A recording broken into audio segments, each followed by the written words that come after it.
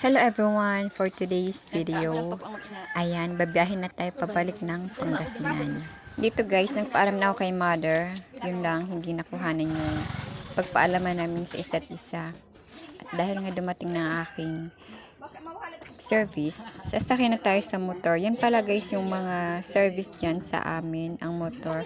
Tapos yung isa naman ay yung chariot. At dahil nga umandar na ang motorsiklo, ayan, nagpaalaman na kami sa isa't isa ng aking pamilya. Yan. Selfie pa ako dyan na nalalaman. At yan pala guys yung aming sasakyan dito sa aming probinsya. Actually, konti na lang din naman tong lupang ito na hindi pa nasisemento. Konting tiis lang din at makakarating din tayo sa sementong daan. Ayan. Ganyan pala yung daan dyan guys. Matarik. Pababa.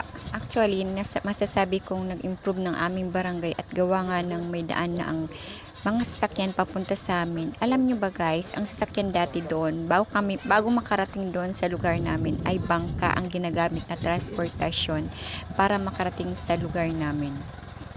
At dahil nga na-develop ng aming daan, at thanks God, kahit anong oras mo gustong magbiyahe, magagawa mong pumunta ng bayan kahit hindi mag-high tide yung dagat. Kasi, kailangan high tide yung dagat sa amin para makapasok doon sa Barceloneta.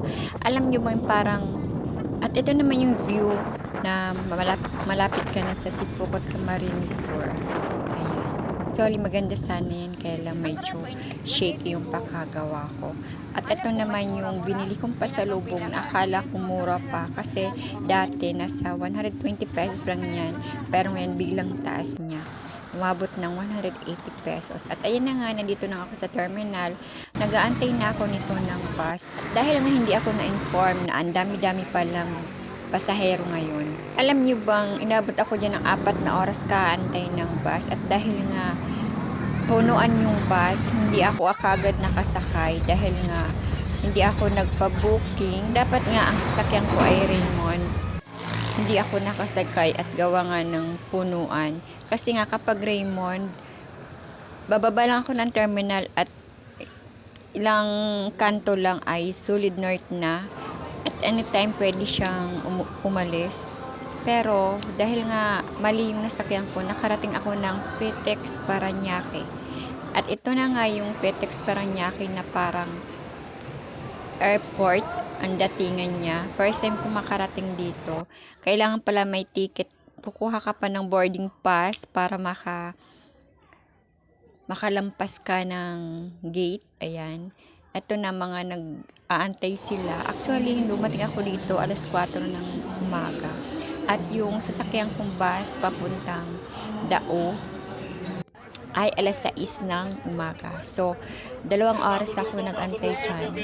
At kapag minamalas ka nga naman, hanggang Dao lang yung kanilang bus doon. Kaya pagdating ng Dao, lumipat na naman ako na papuntang Malasat. Yung dapat na pagdating ko dito sa lugar namin ay estimated ang oras ay alas 8 ng umaga. Pero dumating ako dito sa amin ay alas 12 ng tanghali.